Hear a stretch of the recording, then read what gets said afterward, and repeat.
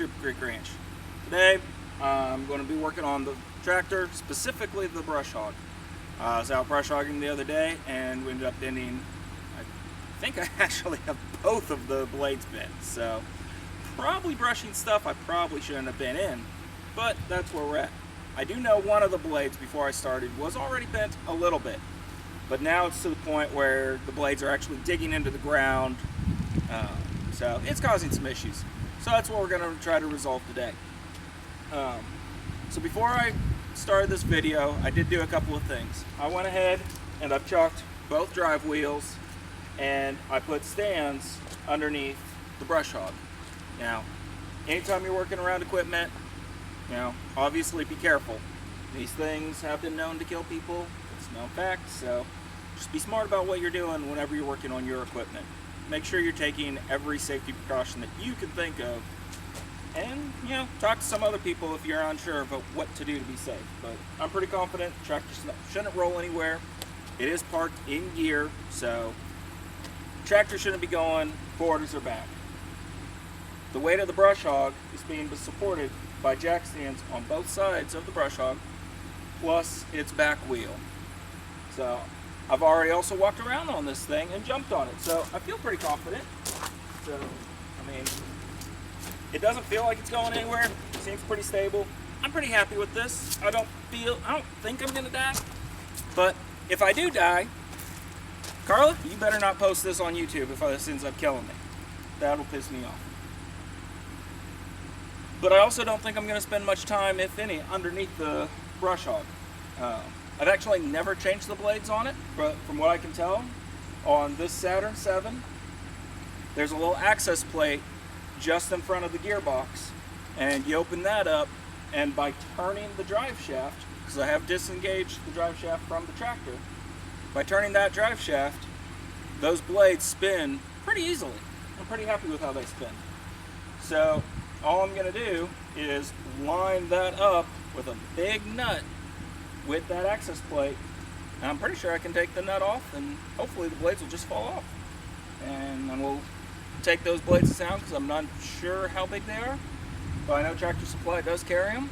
At least they carry brush hog blades. We'll see if they carry the ones I need, but we'll see. So again, the drive shaft for the PTO has been disengaged, so I just have it laying off to the side right there, and that is the hole that has an access plate on it. So I've already removed the access plate, so now it's just a matter of lining up the nut and taking it off. So let's spin this and find that nut. Okay.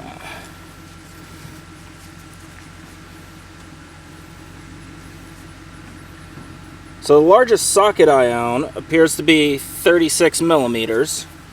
So let's see if by chance that's gonna work.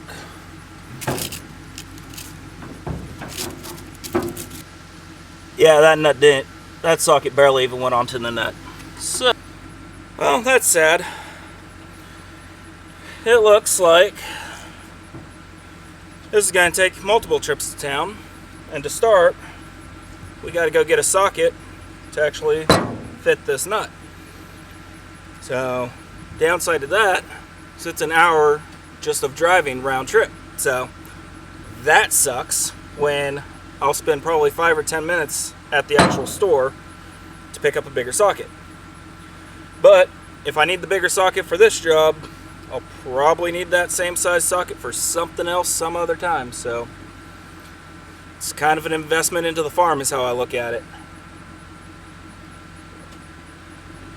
And I'm not going to film an hour of me just driving 30 minutes to town and then 30 minutes back. You guys can use your imagination on that part. Alright, let's do this. Day 2 of the brush hog repair. So, got to town last night, got some blades, got some sockets. Now let's find out if I actually bought the right stuff and if we can actually get this done. My bet is I still have to go to town for something. I just don't know what that something is yet.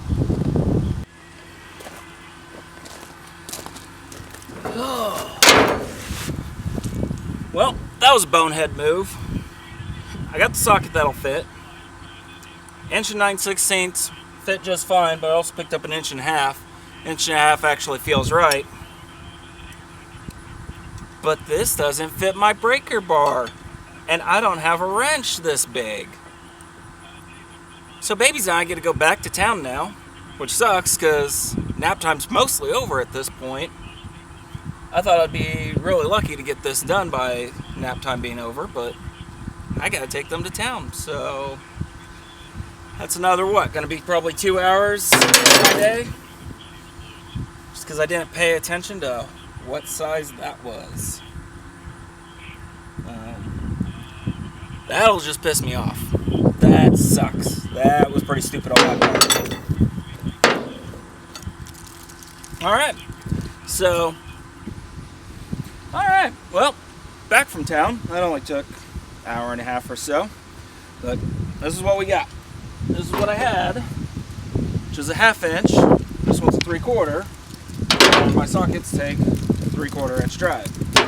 So, I guess now let's see if we can actually do something. Leverage.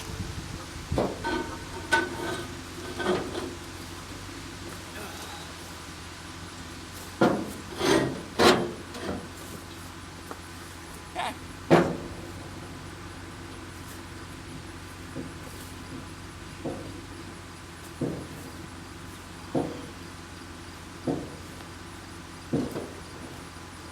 I'm accomplishing something.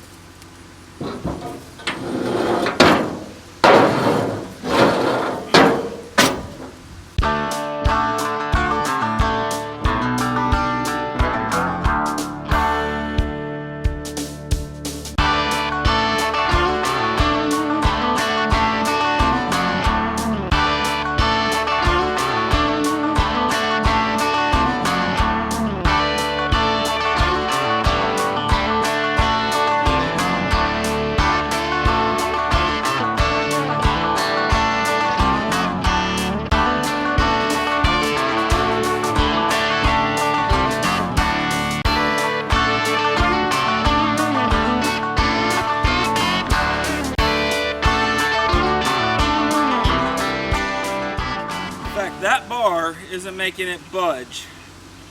That's impressive. That's kind of ridiculous. That's 8.5, 9 feet of stout heavy pipe. I mean, I assume this would not be an easy job. I didn't assume it would be impossible with this setup. That just looks like that bar's flexing.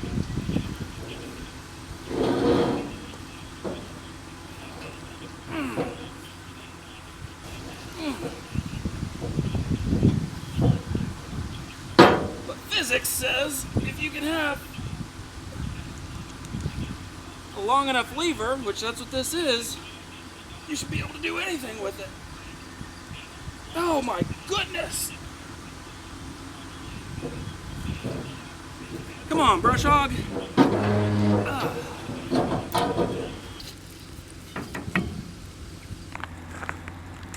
Alright, so welcome back to MD Triple Creek. This seems like the perfect time to work on the truck. It's about 35 degrees, you know, sun's not shining, we got a nice little bit of sleet, rain. You know, it's a beautiful day in central Missouri. Now, we're on day 8 of No Mama Llama. So for me to do anything, I gotta do it during baby bedtime or nap time. Nap times haven't been very productive for me the last couple of days. And what I have been doing, it's been the stuff in the house that's been needing to get done. So, yeah. Now, where we stand on the Saturn 7 brush hog. The neighbor has come by with his portable impact and big boy impact wrench and was able to pop these nuts off for me. So this is the bolt that holds the brush hog blades in place, and that's the nut. I'm assuming you can see that. We'll try to do a better shot of it in a second. So it's an 1.5 inch socket is what it takes to pull that nut off, and I broke my last breaker bar trying to do it by hand, and he was able to get it off with his impact. So I guess now it's just a matter of discarding these old blades. Not really sure what I'm going to do with them yet. I really don't want to throw them away. It's a good hunk of metal, but I have no idea what I'm going to use them for. So if you have any ideas of what to use old bent up brush hog blades, let me know. So that's the old one. And here's one of the new ones. So yeah, just a matter of put this guy on and then and put it all together. So let's enjoy this beautiful, crappy, cold-ass weather and let's get it done. So that's the 1.5 nut and the bolt. And what's special about this bolt is it has some square sides to it, and they go into a square hole down inside here. And it's dark, so I can't even see what I'm doing. So this is going to be fun. Everybody should do their mechanical work in the dark and in the rain. Makes it so much more enjoyable, right?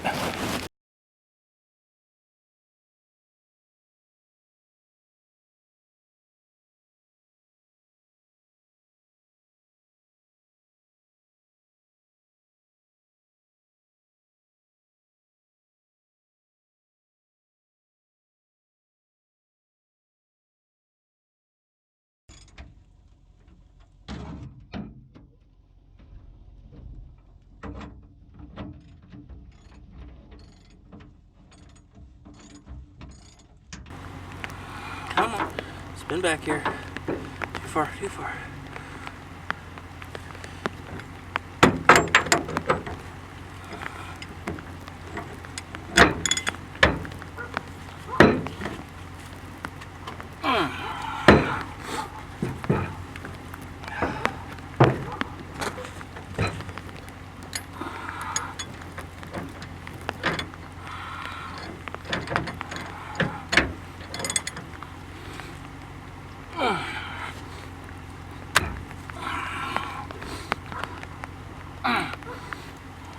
Come on. Let's see, we are now about 2 weeks into this brush hog repair. I finally broke down and found a company that could actually find the bolts for it. It's a special bolt because it has a shoulder for the blade to actually sit on and spin, and then it squares off so the bolt actually locks in place and the bolt does not spin, and then it just has a nice little lock nut on top. So this was a little difficult to find. It was mainly I needed to find a company that didn't just sole specialize in just John Deere, just one company. So found that company. They were able to find these, and apparently you can find them on Amazon and a couple other places on the internet.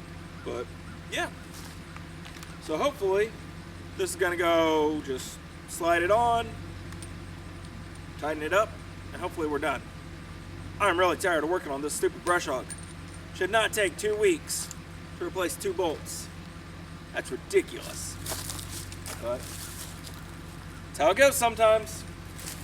Let's get this done.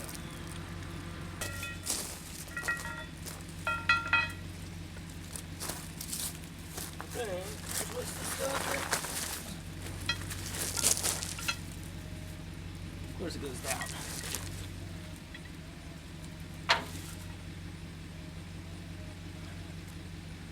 So I'm taking electrical tape, and it could be duct tape, but I'm wanting to tape this bolt to the blade so it stays oriented in a direction that I'm happy with.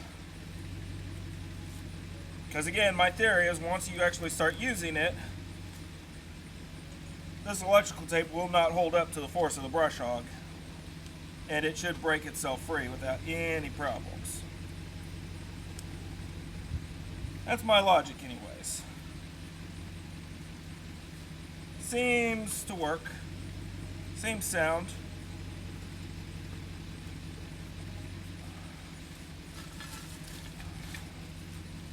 And I will say this, it seems a whole lot simpler to work on this brush hog when the tractor is not hooked up to it.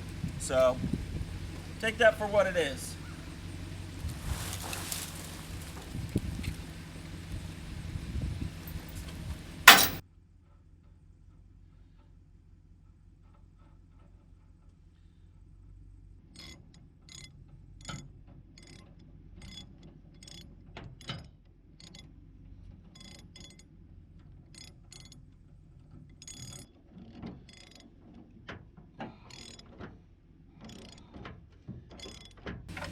So I'm using my jack as essentially another arm, so I don't have to stick my hand down in here. I don't have to work too much inside underneath here. See if I can just start putting the nut on and start going.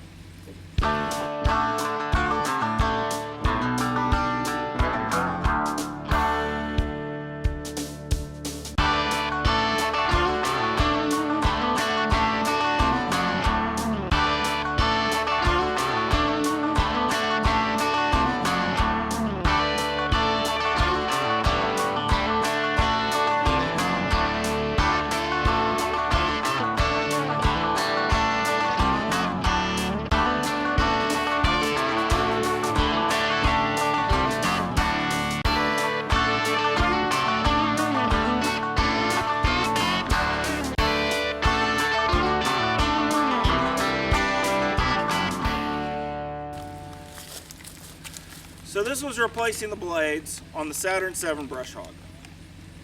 Should not have been nearly this difficult. Problems I ran into was I treated the nuts and bolts as if they were normal righty-tighty, lefty-loosey threads. They weren't, so that caused me to break the breaker bar, which I bought that same day. So that was one of the issues. Getting the nuts off, that ended up having to have, my neighbor came over with his big boy impact wrench and he was able to pop the old nuts off. Finding a source of supply for the new bolts and nuts, that was a little difficult, but if I would have put in the forethought and actually started looking for these right off the bat, I probably could have Amazoned them and just had them shipped to the house, and that would have only taken a couple of days. Once I found a guy to get these for me, he had them within, I think, 2 days, maybe 3. So yeah, I mean, it wasn't a hard job other than these are left-handed threads, so it's not righty-tighty. It's left counterclockwise to tighten, clockwise to loosen, which is counterproductive to what I'm used to. When you're doing this job, make sure you're thinking safety. You know, these jack stands, they're adequate. I really didn't trust them completely. I really didn't want to crawl under there. So that's where I used the floor jack as, basically what I did is I used that jack to rest the blade and the bolt on, and then that jack raised it up, and then I could just use that blade to kind of orient it to get it up into that hole. So I didn't have to crawl under there. If you are going to crawl under something like this, I would suggest probably a bunch of cinder blocks. Realistically, that's probably what I should have done, is just lined the side with cinder blocks and just had the whole thing resting on cinder blocks, so it definitely wouldn't go anywhere. So I guess now it's just a matter of hooking up on the tractor and get back to work. But yeah, it's not a difficult job once you realize there are left-handed threads, and yeah, finding a source of supply for the new bolts. And I would definitely suggest just buy new bolts right from the get-go. They're different than what you have at Tractor Supply. The blades are comparable to what I found at Tractor Supply, so I went ahead and used those generic blades instead of ordering new ones. But questions, comments, concerns, just leave them in the comment section for me, and I'll get back to you. I hope you enjoyed this. I hope you got something out of it. This was a much lengthier project than it should have been, but that's how most things on the farm go. I think it should be about a 2 or 3 hour job, and it turns out to be a 3, 4, 5 day project. In this case, about 2 weeks. So, you know, just keep that in mind when you're doing these projects on your own, is they don't always go as well as they should. So just build that into your schedule, and when things go wrong, just roll with it, because that's all you can do. No point in getting upset about it. Just keep on going, keep working. So I'm Ben with MD Triple Creek. Hit like, subscribe, little notification bell, all that good jazz. Hope to see you on the next video. Good luck with you and your projects.